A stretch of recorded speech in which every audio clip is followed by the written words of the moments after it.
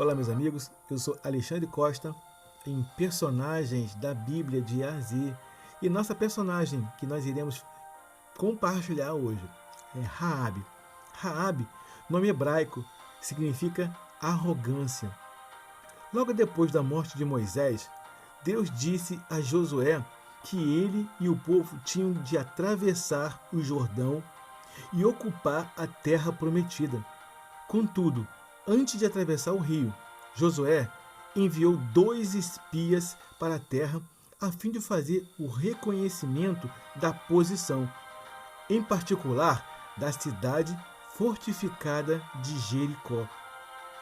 Depois de entrarem na cidade, os espias encontraram o caminho para a casa de Raabe.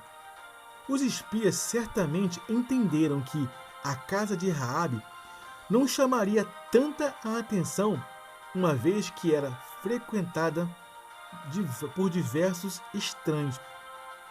Raabe foi uma meretriz, uma prostituta de Jericó, que morava na muralha da cidade. Sua história é contada em Josué, capítulo 2, versículo 1 ao 22 e capítulo 6, versículo 17 a 25. A expressão usada para a casa de Raabe no hebraico é Bet Ishazona, casa de uma mulher prostituta. Josué, capítulo 2, versículo 2. A tradução da palavra zona pode simplesmente significar uma mulher que tem relacionamento com homens. Por isso, há os que supõem que esse termo também possa se referir à proprietária de uma hospedaria. E esse significado é defendido por alguns intérpretes. Devido a isso, há os que pensam que a casa de Raabe era uma hospedaria, além de aparentemente ser também um bordel. De acordo com o código de Hammurabi, a hospedaria era um lugar onde os visitantes podiam se hospedar ou se reunir.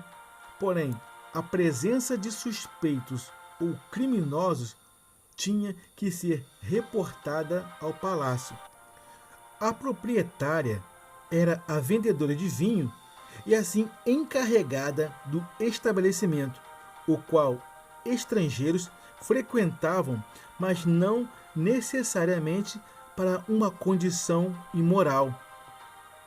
De acordo com o Código Épico de Gilgamesh, uma proprietária de hospedaria desempenhava um papel similar. No entanto, as referências a Raabe em Hebreus e Tiago usam a palavra grega pornê, que significava definitivamente prostituta. E isso é decisivo para aqueles que sustentam a inspiração plena das Escrituras. Embora aceitamos a designação prostituta com a força da referência do Novo Testamento, isto não elimina a possibilidade da casa de Raabe ser também uma pousada ou uma hospedaria, o que na verdade pode explicar a escolha dos espias como um local para se hospedarem. Essa escolha pode não ter sido a melhor em questão de segurança, pois era aberto ao público, mas era um lugar conveniente, uma vez que qualquer pessoa podia entrar. A notícia da chegada de 2 espias não demorou a chegar aos ouvidos do rei de Jericó, que naturalmente exigiu que Raabe informasse o paradeiro deles. Ela disse ao rei: de fato, estes homens vieram a mim e eu não sabia de onde eram. E havendo de fechar a porta da cidade à noite, esses homens saíram e não sei para onde foram. Persiga-os rapidamente e os alcançará. Josué capítulo 2, versículo 4 ao 5. Os homens do rei saíram em perseguição procurando pelos caminhos dos vales de Jordão. Na verdade, os espias estavam escondidos nos talos de linho que estavam secando no telhado da casa dela. Enquanto o rei examinava a banda esquerda da cidade de Jericó, a casa dos espias, Raabe disse a eles o motivo de sua cumplicidade para com os israelitas. Ela temia o Deus de Israel. Raabe implorou por sua vida e pela vida de seus parentes. Ela ouvira as histórias sobre como Deus ajudara os israelitas contra os egípcios, abrindo o Mar Vermelho e destruindo os inimigos de Israel. E expressou sua fé em Deus, dizendo: sei que o Senhor vos deu esta terra. Josué, capítulo 2, versículo 9. Uma vez que a casa estava construída na muralha da cidade, ela os fez descer por uma corda pela janela. Por sugestão dela, os espias ficaram 3 dias escondidos antes de voltarem para o seu acampamento em Moabe. E Raabe os alertou sobre qual estrada pegar a fim de não serem capturados. Daí por diante, a história de Raabe tomou um rumo decisivo.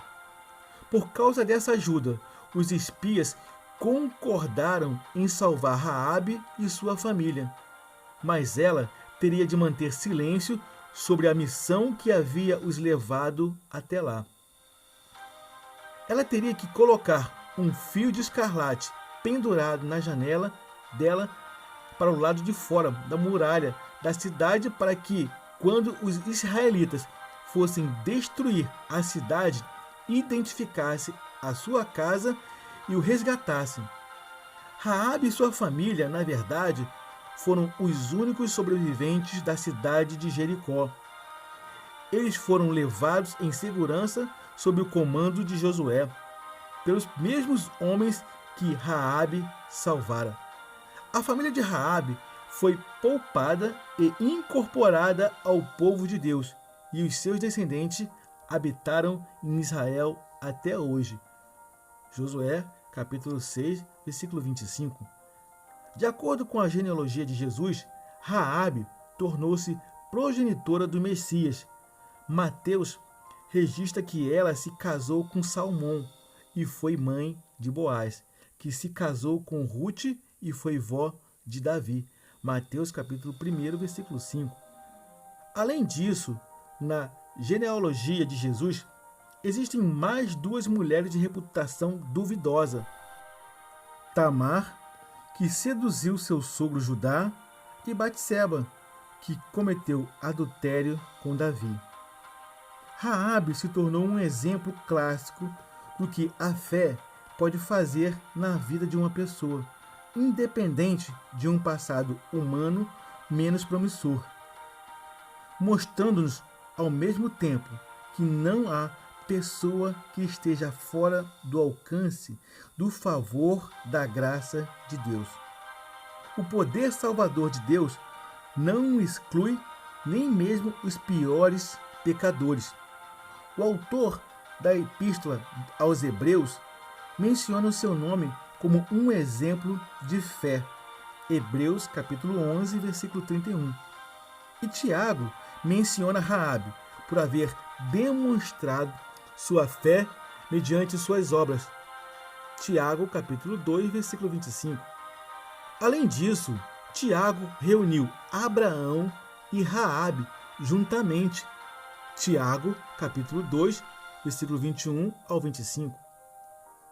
E isso foi algo espantoso, o fato de que Raabe veio a ser mencionada em justa posição com Abraão, sendo usado dentro de um mesmo parágrafo.